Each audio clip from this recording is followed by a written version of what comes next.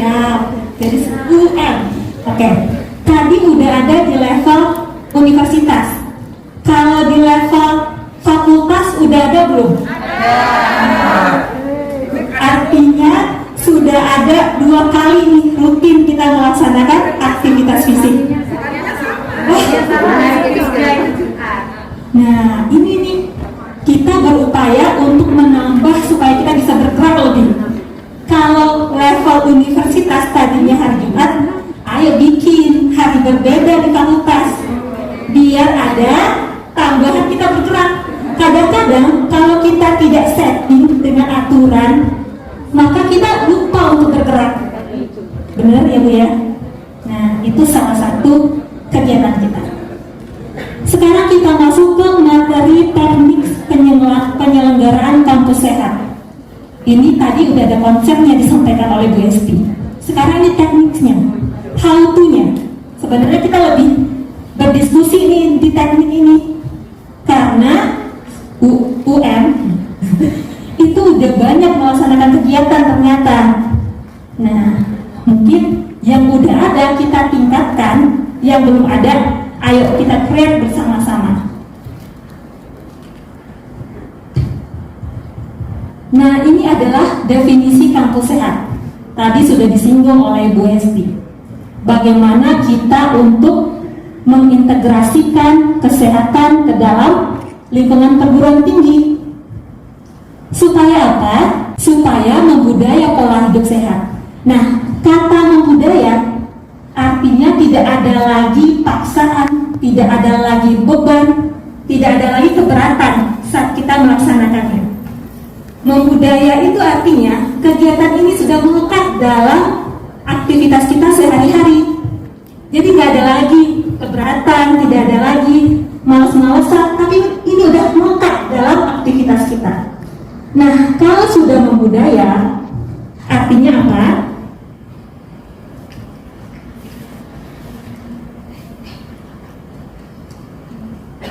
Artinya meningkatlah derajat kesehatan, kemudian meningkatlah derajat kesejahteraan, kemudian meningkatlah kualitas hidup. Kalau kualitas hidup sudah meningkat, kalau derajat kesehatan sudah meningkat, kalau kesejahteraan sudah meningkat, artinya semua orang bisa mencapai potensi maksimal sesuai dengan peran yang disandangnya. Atau mahasiswa bisa menjadi mahasiswa yang sehat, yang cerdas, yang produktif. Kita harapkan nanti sebagai generasi muda yang akan berkiprah luar biasa. Kalau dosen bisa jadi dosen yang luar biasa, bisa jadi dosen yang sehat, produktif. Mereka akan menciptakan karya-karya yang luar biasa dan bisa mendidik generasi muda menjadi generasi muda yang luar biasa juga. Termasuk di dalamnya TEMPI, termasuk di dalamnya pekerja yang ada di kampus dan semua orang yang ada di lingkungan UM. Kemudian kampus sehat ini juga dijadikan pintu masuk program kesehatan. Ini akan menjadi jalan untuk Dinas Kesehatan Provinsi, Dinas Kesehatan Kota untuk memasukkan program-programnya untuk menyasar teman-teman yang ada di lingkungan perguruan tinggi. Biasanya kalau kita di Dinas Kesehatan konsep wilayah, kita bisa menjangkau tuh yang ada di desa, kecamatan, tetapi kita tidak bisa menjangkau yang ada di universitas. Kalau sekolah sudah punya UKS, nah kalau kampus dulu kita nggak bisa menjangkau, sulit menjangkaunya. Sekarang kita ada programnya, ada pintu masuknya. Mari kita manfaatkan untuk bekerja sama menguatkan program kesehatan untuk menciptakan Indonesia yang lebih sehat.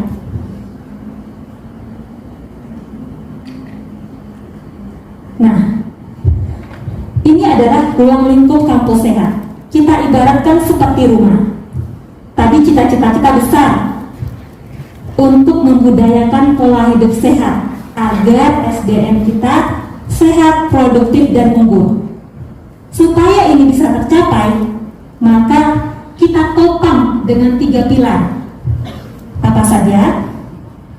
Kebijakan institusi, perubahan perilaku, dan pelayanan kesehatan. Tadinya di undangan kita mengharapkan ada perwakilan dari teknisnya, ada perwakilan dari manajemen. Perwakilan dari manajemen ini, apakah perwakilan rektorat, apakah dekanatnya, kita butuhkan hadir supaya apa? Kita minta dukungan. Karena nggak mungkin nih tim HPU saja yang bekerja kalau nggak didukung oleh kebijakan-kebijakan. Makanya kita butuh dukungan para pemangku kebijakan untuk mensokong berbagai kegiatan kita di kampus sehat. Karena kalau nggak ada kebijakan yang dituangkan dalam peraturan, yang dituangkan dalam SK, yang dituangkan dalam edaran, kita nggak ada pegangan untuk bergerak. Makanya kita butuh dukungan itu.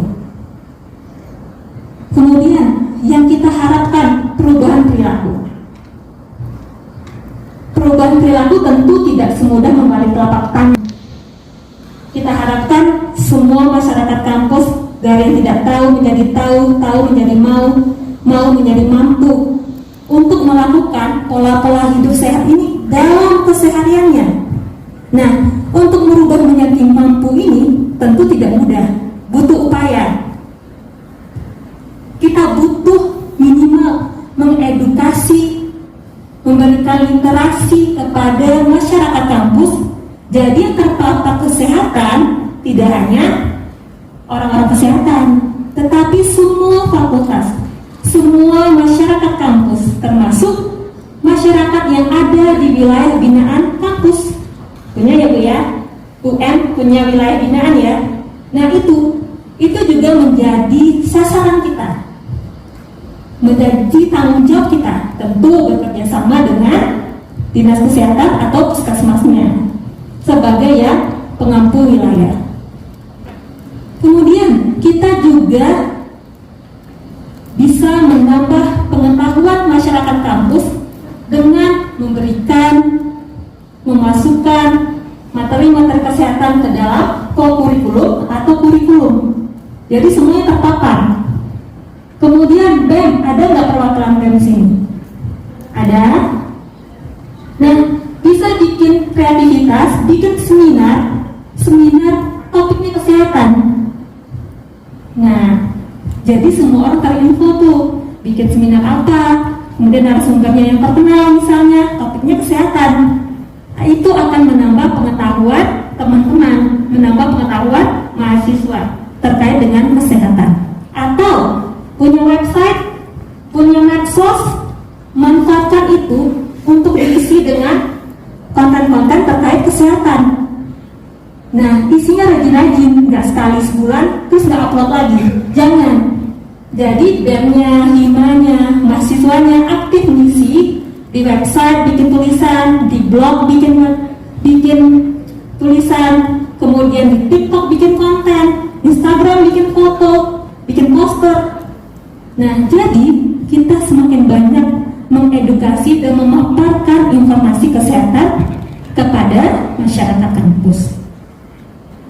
Kemudian pelayanan kesehatan. Dengan kampus sehat ini, kita harapkan mendekatkan layanan. Ini salah satu tujuan utama kita tadinya. Karena untuk deteksi dini saja, masyarakat kampus mungkin bisa dihitung. Kalau pejabat mungkin mereka punya jatah untuk medical check up. Bagaimana dengan yang bukan pejabat? Mungkin pas awal masuk, tendik, dosen di medical check up. Habis itu bertahun-tahun lamanya tidak ada lagi. Benar? Nah, makanya untuk mengetahui kondisi tubuh kita, supaya kita bisa melakukan upaya, kita butuh melakukan deteksi dini. Ini salah satunya. Kita dekatkan layanan.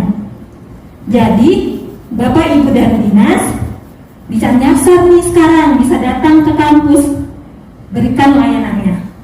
Karena kita udah ada pintu masuknya, nggak susah lagi kontak-kontak, koordinasi. bicarakan dengan tim HPU-nya. Kita mau bikin nih layanan deteksi dini, lakukan. Nah, tadi juga sudah kita untuk Posbindu Kit. Posbindu Kit ini alat yang bisa digunakan oleh awam terlatih. Jadi, teman-teman, Bapak Ibu bisa manfaatkan ini untuk deteksi dini. Apa saja yang dideteksi? Deteksi dini obesitas. Yang kita butuhkan apa? Cuma gampang berat badan, tinggi badan untuk menghitung IMT. Kemudian lingkar perut, tinggal diukur lingkar perutnya. Kemudian tekanan darah dan gula darah. Untuk faktor risiko diabetes. Itu semua ada di Posbindu Kit kita.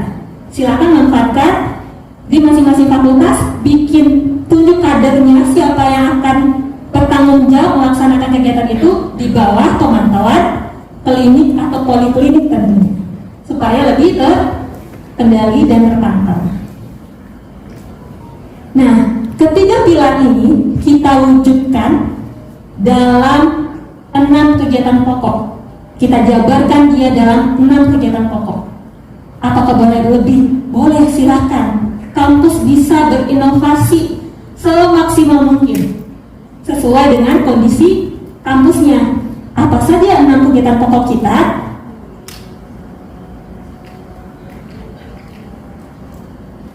Pertama, menyediakan lingkungan sehat, aman, dan lestari, termasuk menyediakan lingkungan yang ramah disabilitas tentunya.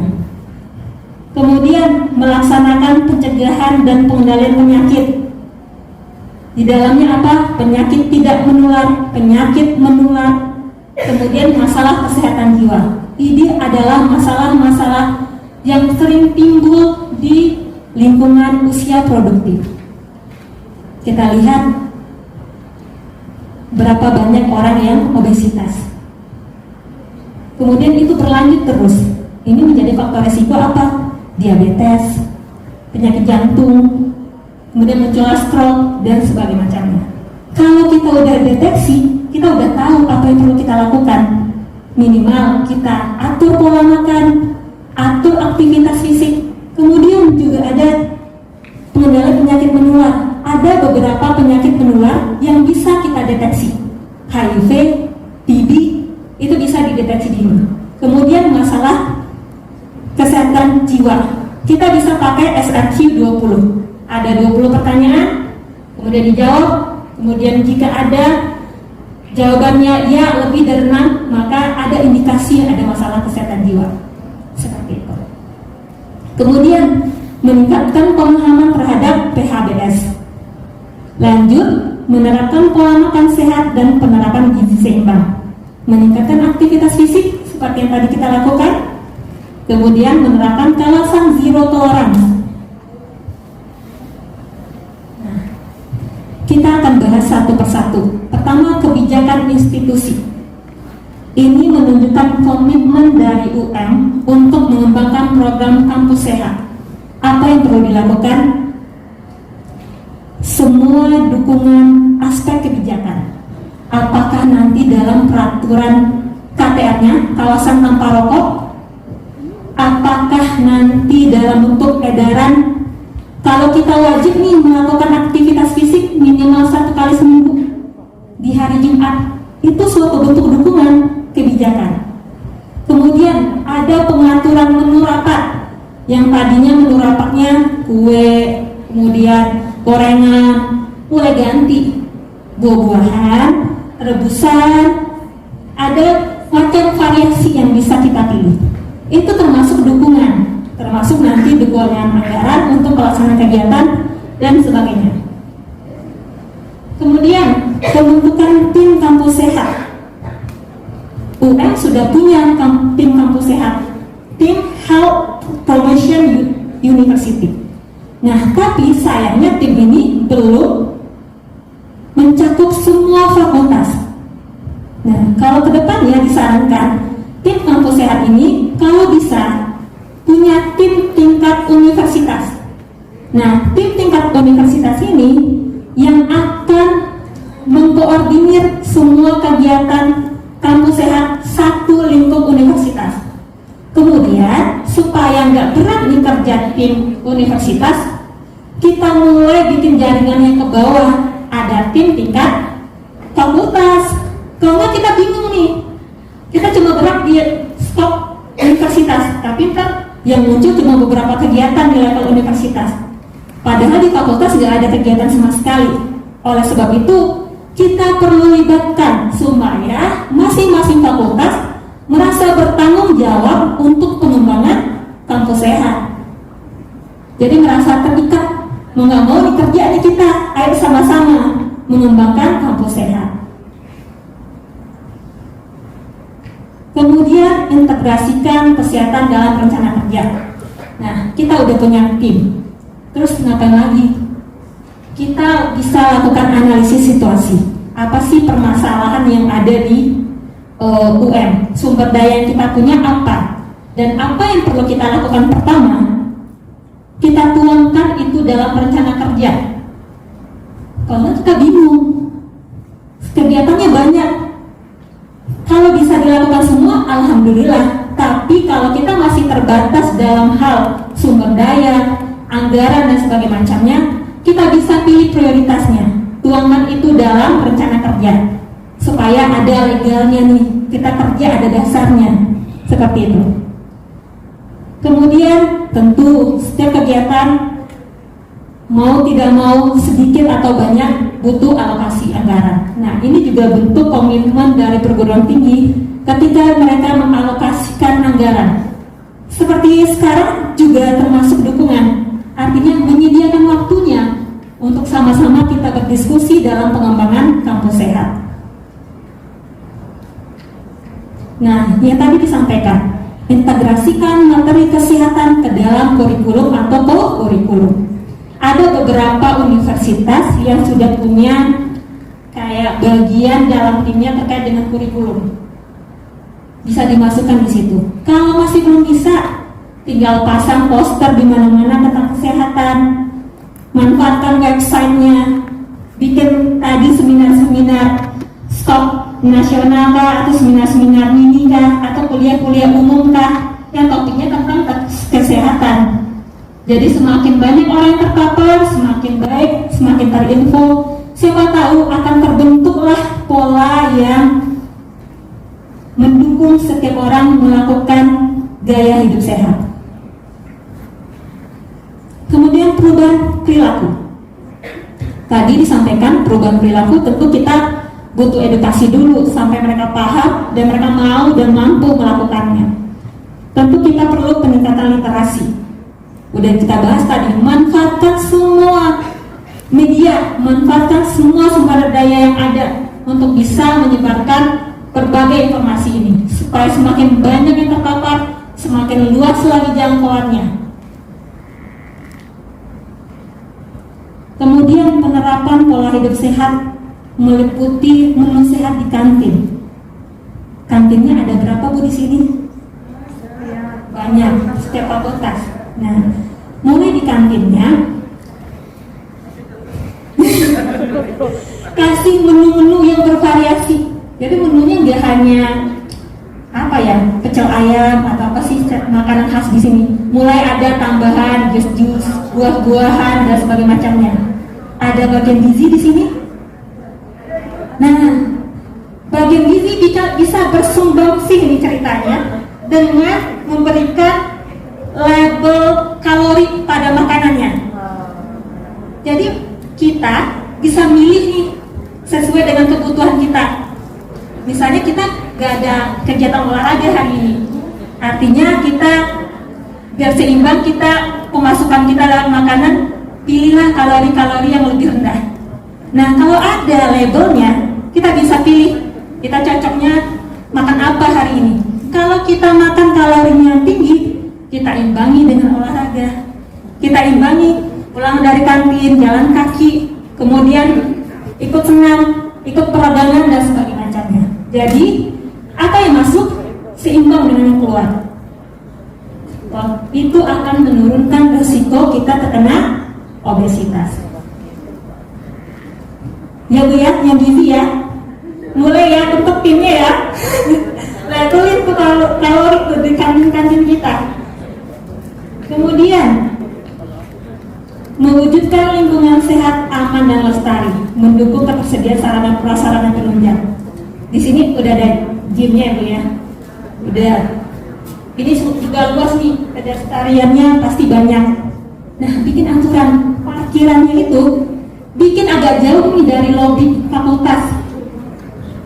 Jadi ini kompleks parkiran, nanti mahasiswa, dosennya bisa jalan kaki ke kampusnya.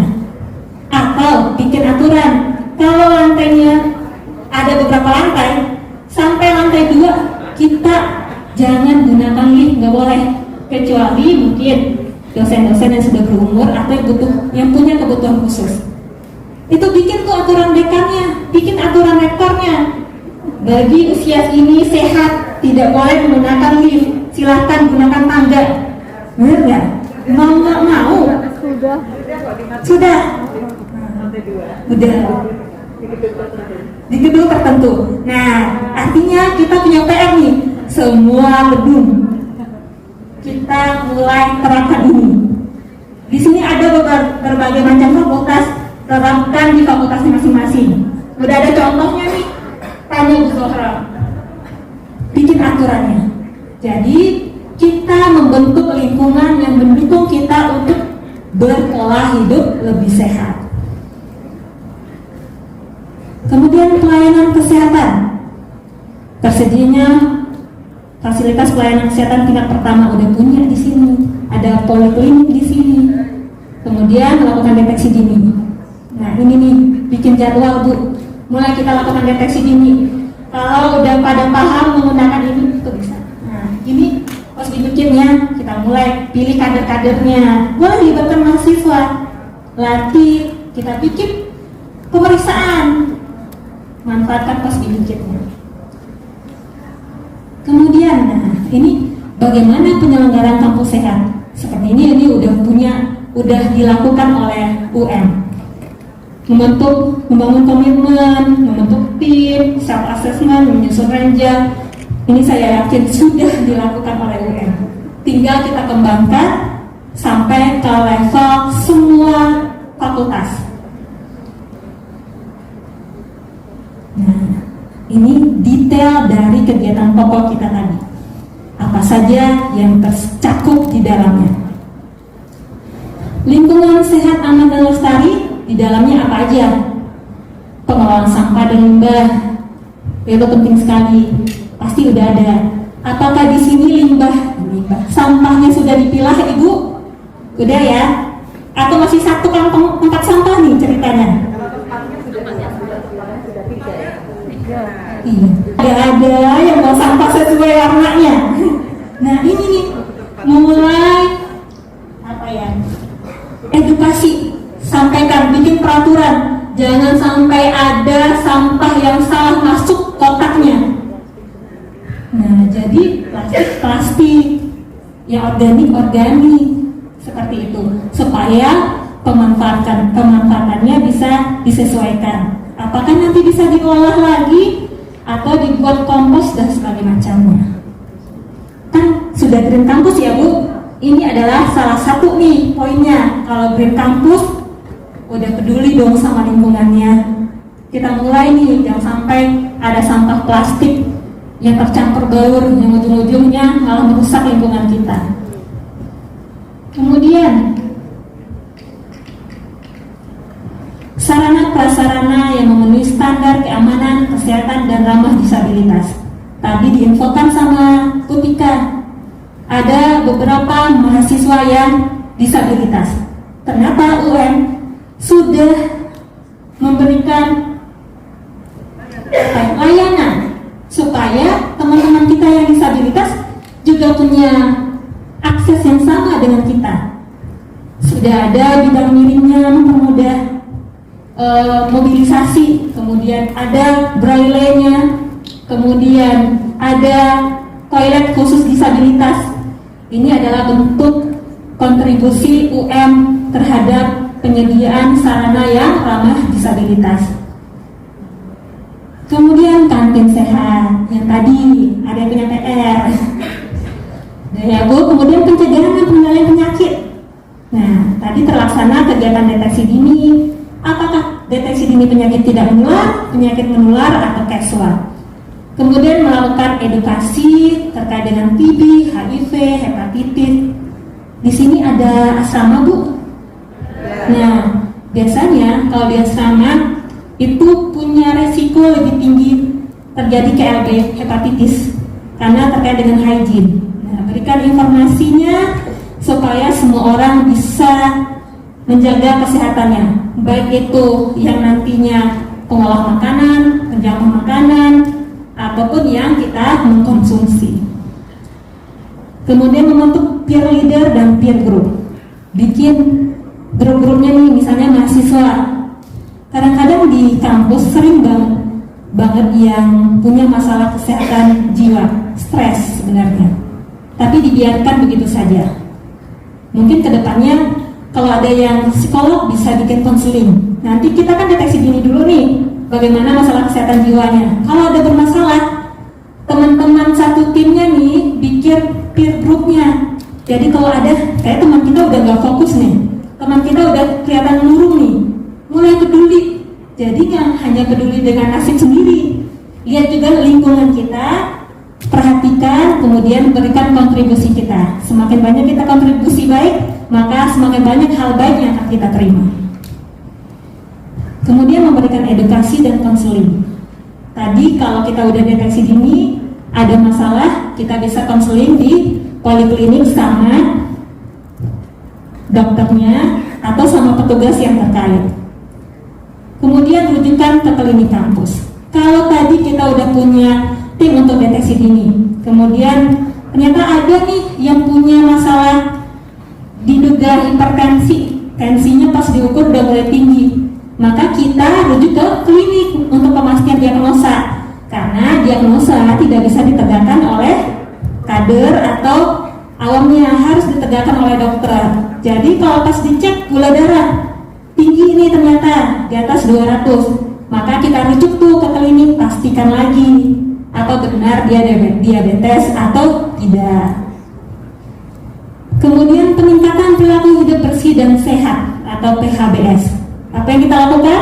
Sosialisasi, edukasi tentang kesehatan diri dan pribadi, kemudian juga untuk peer group lagi, supaya saling diskusi nih, duduk-duduk diskusi masalah topik kesehatan, ngobrol-ngobrol sama temannya topik kesehatan. Jadi jangan gosip aja, tetapi juga masalah-masalah kesehatan kita bahas.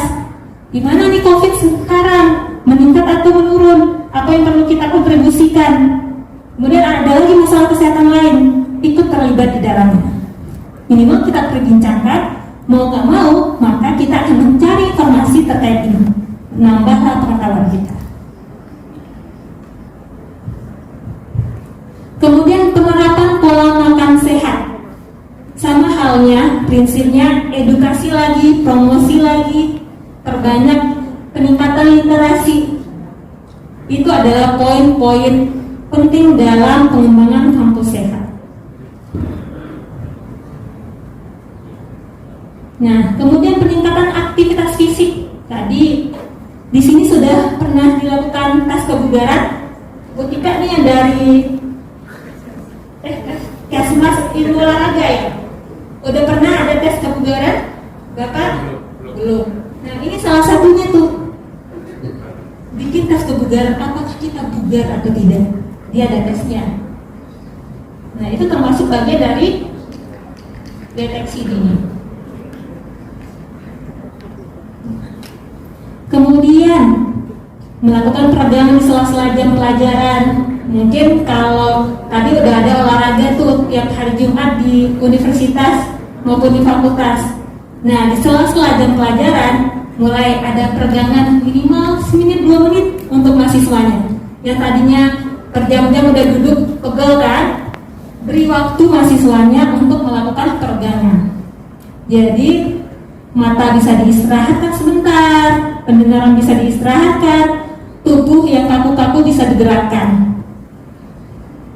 Kemudian kita menerapkan kawasan zero tolerance.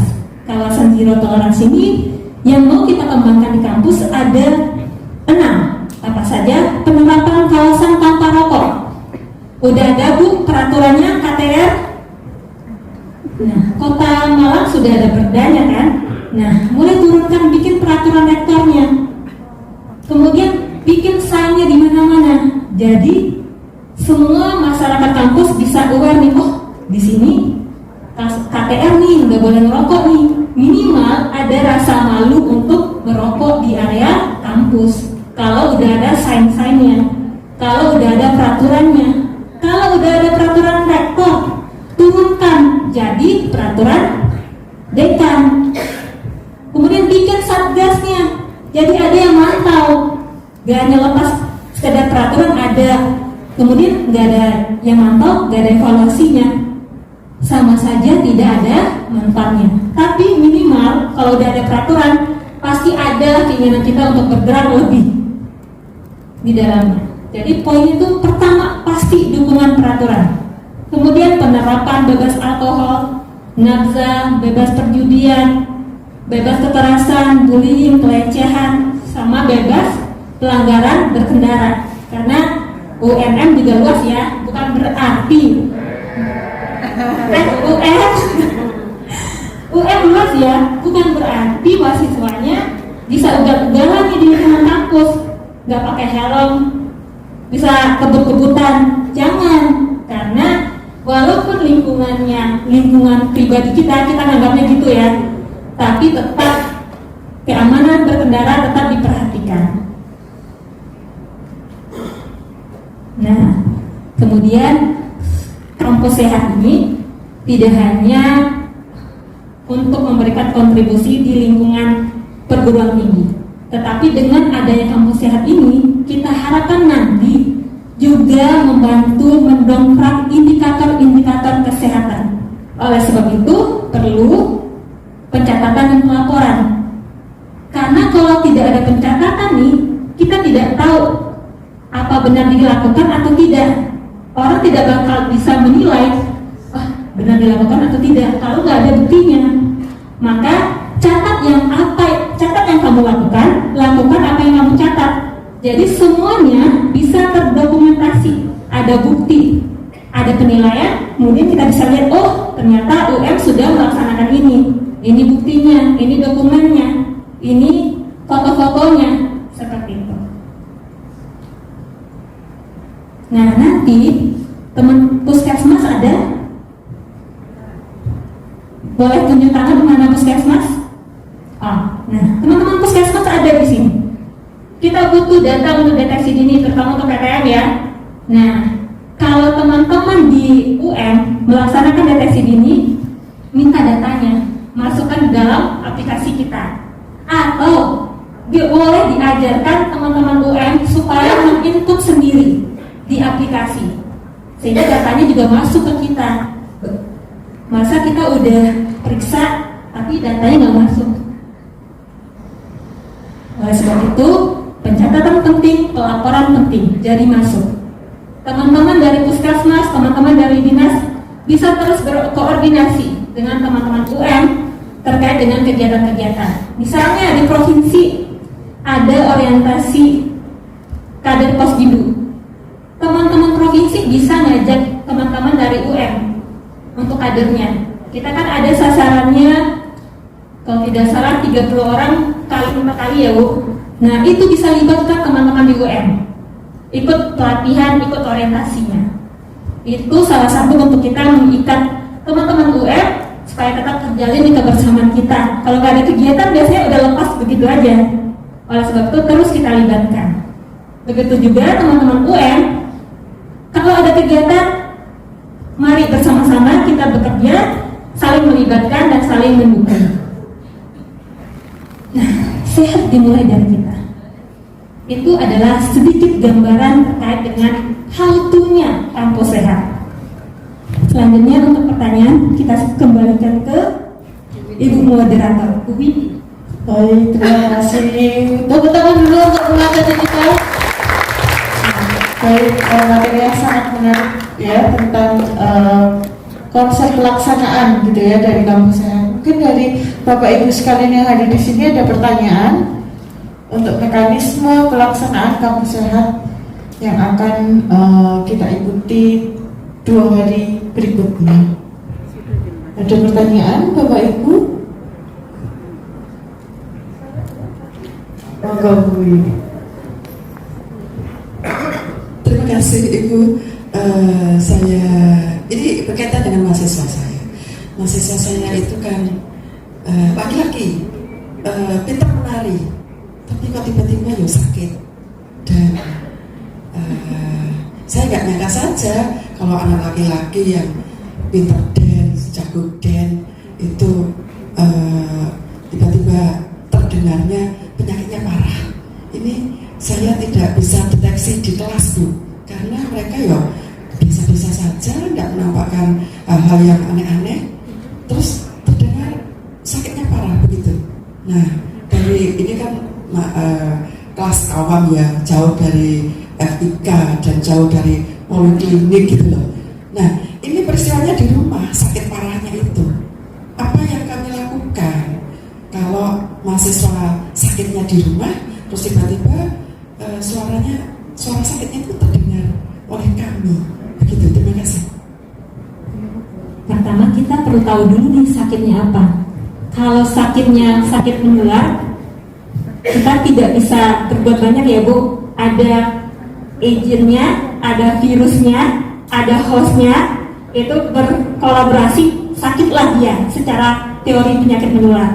Nah, kalau penyakit tidak menular, benar yang tadi disampaikan, kita bisa deteksi melalui deteksi dini. Salah satu upaya kita untuk mengetahui kondisi mahasiswa kita adalah deteksi dini. Karena kita tahu kalau penyakit tidak menular itu sering muncul tanpa gejala. Biarlah orang-orang segar, bugar, olahragawan, tiba-tiba serangan jantung. Orang sehat, walafiat, ketawa ketiwi, tiba-tiba stroke. Mulutnya udah mencong. Nah, karena itu pola penyakit tidak menular itu sering muncul tanpa gejala. Makanya hipertensi disebutnya apa? Silent killer. Karena dia membunuh nih, diam-diam nih, gejebak gitu, dadakan. Nah, upaya kita adalah mendekatkan layanan, melakukan deteksi dini, bekerja sama dengan puskesmas, dekatkan layanan ke masyarakat UM, seperti itu. Nah, kalau ibu tahu nih mahasiswa yang sakit, kalau sakit, upaya kita pengobatan. Diarahkan saja anaknya mendapatkan pengobatan yang layak dan seharusnya, seperti itu. Jangan sampai coba-coba dulu ke tradisional tanpa tahu kondisinya seperti apa. Pastikan dulu kondisinya, baru apakah ada alternatif lain nantinya baru dipikirkan. Tapi minimal kita tahu dulu secara medisnya seperti apa. Mungkin itu Bu Wiwi, terima kasih. Bagaimana Bu Wiwi, sampai cukup? Baik, terima kasih. Untuk pertanyaan selanjutnya mungkin dari Bapak Ibu yang ada di sini atau dari teman-teman perwakilan Ormawa. Kebetulan juga ada teman-teman perwakilan Ormawa dari BEM, dari HMD maupun dari DMF juga ada. Dari UKM, teman-teman UKM. Oke, baik. Ini yang nanya Bu Wabda lagi. Bapak saya bertanya terus, soalnya menarik sekali gitu ya. Kapan lagi bertemu dengan ini ibu-ibu luar biasa. Nah, yang saya mau tanyakan, kalau tadi sempat disinggung begitu ya tentang HIV gitu ya, ini menarik juga. Ya ini kita tidak harapkan di sini, tapi seandainya ada salah satu sivitas akademik yang tentu mahasiswa atau dosen atau teknik yang mungkin tertular HIV/AIDS begitu. Nah, untuk langkah-langkah pencegahan kan tadi ada beberapa ya, ada primary, ada kemudian ada tersier dan selanjutnya. Nah, kira-kira itu bagaimana? Kemudian yang kedua adalah ketika tadi dijelaskan tentang peer group, ketika dijelaskan tentang media poster seperti itu. Sebenarnya kalau menurut penangkapan saya begitu, karena saya juga masih pemula, untuk poster-poster memang mungkin para teman-teman mahasiswa sudah sangat familiar begitu ya, TikTok, poster, kemudian film begitu ya.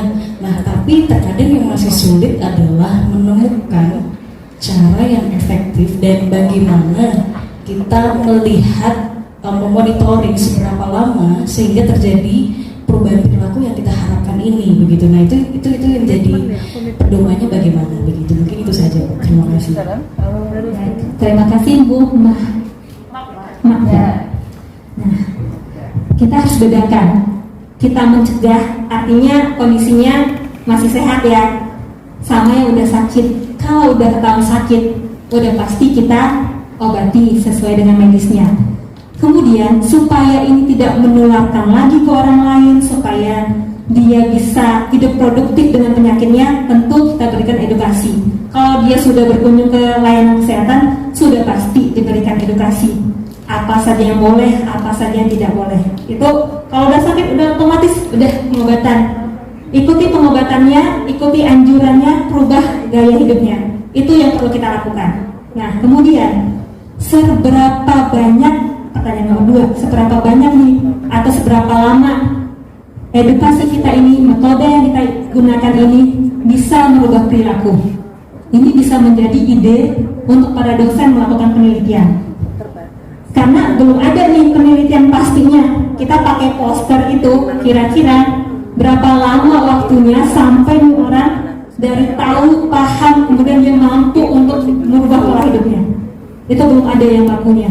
Atau rujukan yang kita bisa ambil sebulan, setahun. Karena secara psikologinya pasti banyak yang mempengaruhi, lingkungan banyak mempengaruhi. Tetapi yang perlu kita ketahui, ketika batu dititikkan air terus menerus, udah otomatis bisa bolong. Artinya yang bisa kita lakukan ini adalah edukasi terus menerus. Jangan lepas, gunakan semua sisi, gunakan semua upaya kita untuk membentuk lingkungan yang memang membantu semua masyarakat kampus bisa menerapkan pola hidup sehat. Nah, untuk berapa lamanya silahkan Bapak Ibu dosen meneliti. Itu adalah salah satu kerjasama kita nih, karena pintu masuknya kita tadi adalah Tridharma Perguruan Tinggi. Di dalamnya ada penelitian kan. Nah, silahkan diteliti. Siapa tahu dengan ada kampus sehat ini ada banyak kegiatan atau benar bermanfaat. Silahkan diteliti. Berkontribusi nggak ini? Kalau nggak, atau mubazir Bapak dan Ibu mengerjakan ini? Itu bisa menjadi salah satu ide. Mungkin itu. Oke, baiklah, terima kasih. Ini sangat menjadi masukan ya, terutama bagi saya pribadi yang memang dosen promosi kesehatan. Berarti ini memang perlu dilakukan Bu Magda ya untuk kebaikan kita ke depannya seperti itu. Terima kasih banyak atas masukannya. Karena memang kita sadari juga memang perilaku manusia itu multifaktoral ya penyebabnya, baik itu dari lingkungan maupun dari lingkungan di luar keluarga, yaitu adanya kampus sehat ini. Begitu ya Bu ya. Baik, mungkin ada pertanyaan lagi dari Bapak Ibu atau adik-adik sekalian. Oh, dari Bu Zahra. Oh, dari Bu Zahra. Kamu kasih Bu Zahra.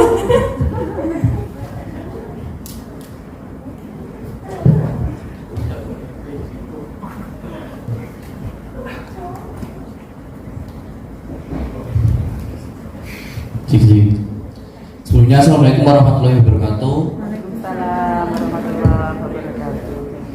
Sebelumnya perkenalkan, nama saya Zainal Abidin dari unit kegiatan mahasiswa Gerakan Mahasiswa Anti Tabsir. Tadi kan ada program bahwa menyediakan zona bebas narkoba ya Bu. Nah itu apa sudah efektif dalam penyebaran narkoba itu sendiri? Kalau menurut saya sih, dalam kehidupan saya di kampus dan juga di UKM ya, penyebaran narkoba itu kalau kita cuma menyediakan zona-zona seperti itu tuh kurang efektif. Kalau menurut saya pribadi itu perlu adanya sebuah kurikulum di mana mahasiswa baru itu udah ditanamkan bahwa perlunya pengetahuan narkoba itu seperti apa, terus baiknya seperti apa. Tapi saya lanjutkan nih Bu. Tapi untuk saat ini tuh saya pikir itu masih kurang gitu loh, dalam taraf fakultas atau mungkin jurusan itu sepertinya kurang. Terlebih lagi ketika ada ospek-ospek seperti itu penekanan terhadap tentang narkoba itu masih kurang seperti itu Bu. Kalau menurut Ibu sebagai perwakilan dari Kementerian Kesehatan itu bagaimana dan program seperti apa yang sekiranya bisa untuk mengkat peredaran dari narkoba itu sendiri di dalam kampus seperti itu, Bu? Terima kasih. Terima kasih. Ini perwakilan mahasiswa kita ya. Oke. Pertanyaan yang menarik. Kalau kita bicara narkoba, ini kan udah skopnya luas ya, banyak orang yang terlibat. Kenapa ada tadi yang namanya kawasan zero tolerance, di dalamnya ada salah satunya narkoba? Karena kita ingin lingkungan kampus ini lingkungan yang kita bentuk supaya masyarakat kampusnya bisa teredukasi dengan baik dan tahu bahaya narkoba. Kalau kita bicara soal pengedaran atau pengkonsumsian, itu bisa dilakukan secara sembunyi-sembunyi ya. Kita bisa nggak tahu nih. Lupakan yang bukan menjadi kewenangan kita. Itu udah kewenangannya hukum. Nah, apa yang bisa kita lakukan? Berikan edukasi sebanyak-banyaknya. Nah, teman-teman dari perwakilan mahasiswa bisa perhatiin tuh teman-temannya. Biasanya orang yang konsumsi narkoba itu pasti ada perbedaan dari sikapnya. Itulah gunanya tadi peer group. Kita ingin membentuk lingkungan yang memang sehat, yang memang kita kondisikan supaya semua orang teredukasi tentang kesehatan, yang memang kita kondisikan semua orang supaya mau tidak mau ikut terlibat menerapkan pola hidup sehat sesuai dengan peran kita masing-masing. Peran kita edukasi, perhatikan lingkungan. Kalau ada kira-kiranya mencurigakan, dekati, tanya bagaimana kabar teman kita, apakah dia punya masalah atau tidak. Kemudian bisa kita dari hati ke hati sampaikan, kalau teman kita narkoba, apa bahayanya, apa resikonya, seperti itu. Kemudian kita arahkan, suruh konseling ke poliklinik. Kalau memang ada tekanan-tekanan yang tidak bisa dia tahan lagi. Nah, kalau kita bicara bagaimana stop peredarannya, konsumsinya, itu kita udah bicara ranah hukum. Kita mainkan peran kita. Adik-adik bikin kuliah umum. Bahaya narkoba apa? Kemudian undang, apakah ada teman-teman kalian yang mantan pecandu narkoba? Silakan undang. Kenapa dia berhenti? Atau di luar sana ada tokoh-tokoh yang sudah berhenti? Silakan undang. Nanti itu akan menjadi sharing informasi untuk masyarakat kampus lainnya. Oh, ternyata bahayanya seperti ini. Oh, ternyata yang dulu merasakan akibatnya udah berhenti nih. Minimal ini bisa menjadi motivasi dan edukasi sama teman-teman kalian. Oh, ternyata efeknya begini. Yang dulu mencoba aja udah pengen berhenti. Ngapain kita coba? Karena ketika kita sudah mencoba, maka akan sulit untuk lepasnya. Karena itu akan tergantung mereka ada lingkungannya. Kalau sekali orang ini mencoba narkoba, pengedar ini akan ngincar terus. Jangan sampai ini anak lolos. Mau nggak mau terus konsumsi, terus didekati, dikonsumsi terus, akhirnya jadi kecanduan dan sulit lagi lepas.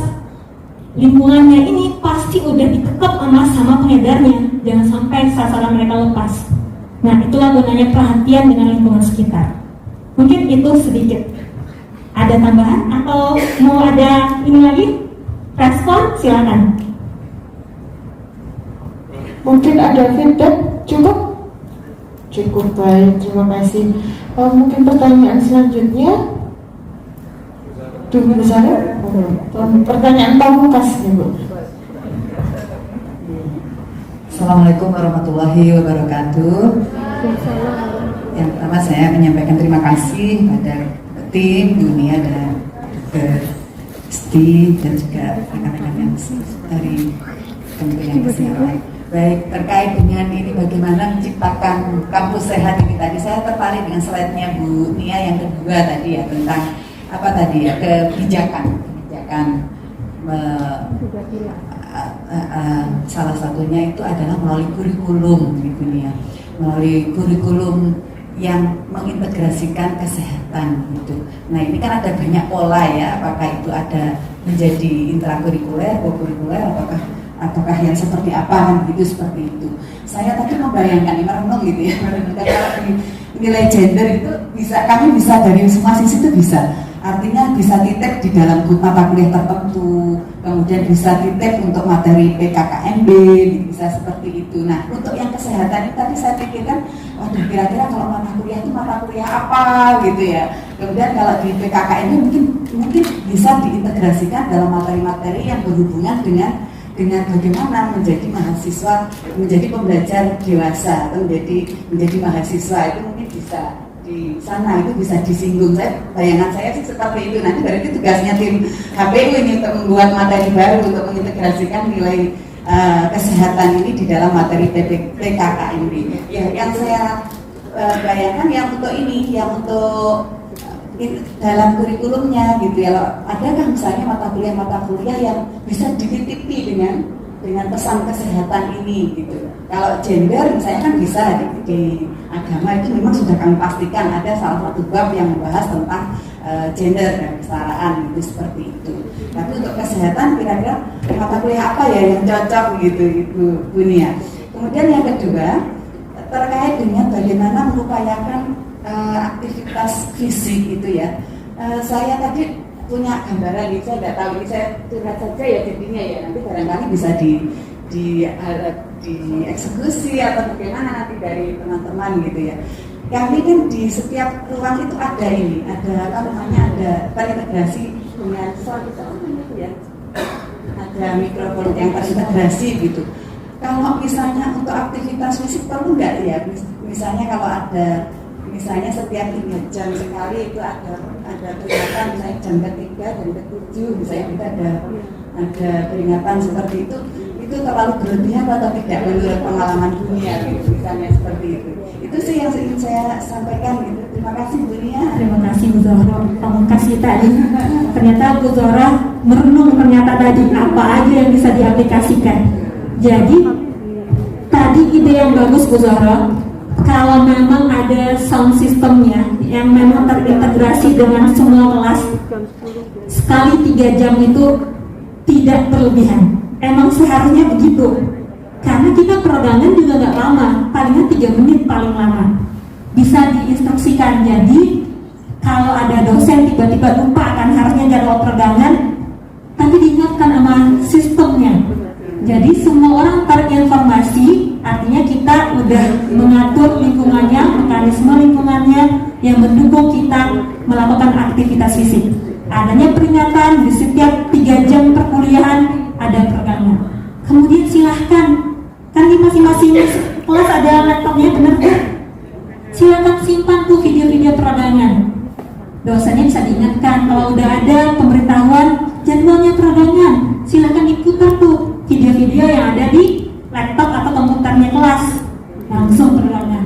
Atau tunjuk tuh kontingnya atau apa sih ketua di kelasnya, penanggung jawab hari ini siapa mimpin peregangan. Benar ya? Jadi semua orang semangat dan berkontribusi nih. Kampus sehat menjadi tanggung jawab semua, termasuk mahasiswa di dalamnya. Nah, kalau materi kesehatan di pelajaran mana bisa kita, kurikulum kita bisa inputkan, ini tergantung Bu. Kami tidak tahu di fakultasnya ini mata kuliah apa saja. Tetapi kita bisa misalnya teknik, kita juga bisa bicarakan ergonomis, mungkin cocok dengan tema-tema yang ada di teknik. Atau kalau kita lingkungan misalnya, teknik lingkungan, pasti juga ada kan bagaimana kita cara mengolah sampah nih, mengolah limbah nih. Jadi kita bisa cocokkan materi-materi ini sesuai dengan mata pelajarannya. Pasti ada cantolannya Bu. Mungkin kita list dulu nih, fakultas ini, jurusan ini apa aja mata kuliahnya. Kemudian teman-teman mungkin bisa lihat, oh ini, di mana kita bisa cantolkan. Atau kalau nggak ada cantolannya nih, kira-kira susah nih nyantolin, ya itu tadi di ekstrakurikulernya aja. Atau di pas ospek, pas kuliah umum, atau kalau ada seminar-seminar, mungkin kampus sering ya bikin seminar topik-topik menarik terkait kesehatan. Mungkin itu Bu Zahra. Terima kasih Bu. Ini kan PHBS ya?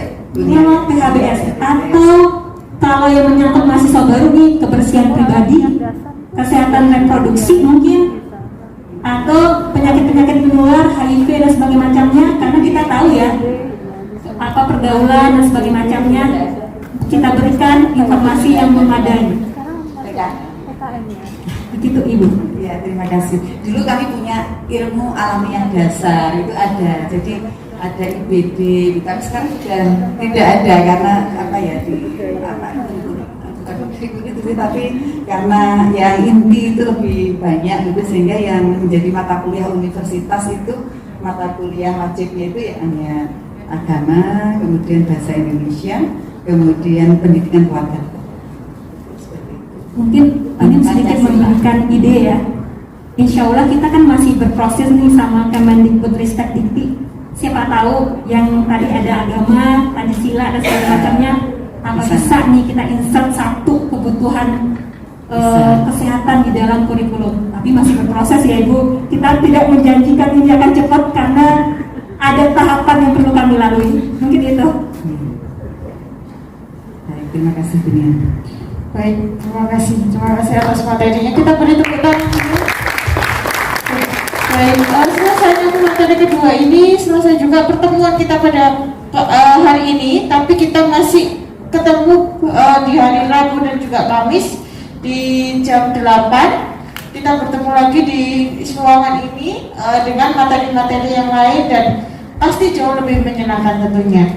Mungkin dari kami pihak panitia menyampaikan bahwa untuk besok sekali lagi saya ingatkan sama ya kegiatannya mulai dari hari Rabu dan juga Kamis jam 8 pagi di ruangan yang sama. Terima kasih kami ucapkan kepada pemateri dan juga para tamu yang hadir dan juga para peserta tentunya yang masih setia di sini. Terima kasih banyak. Mohon maaf apabila ada salah kata dan perbuatan. Saya akhiri. Wassalamualaikum warahmatullahi wabarakatuh.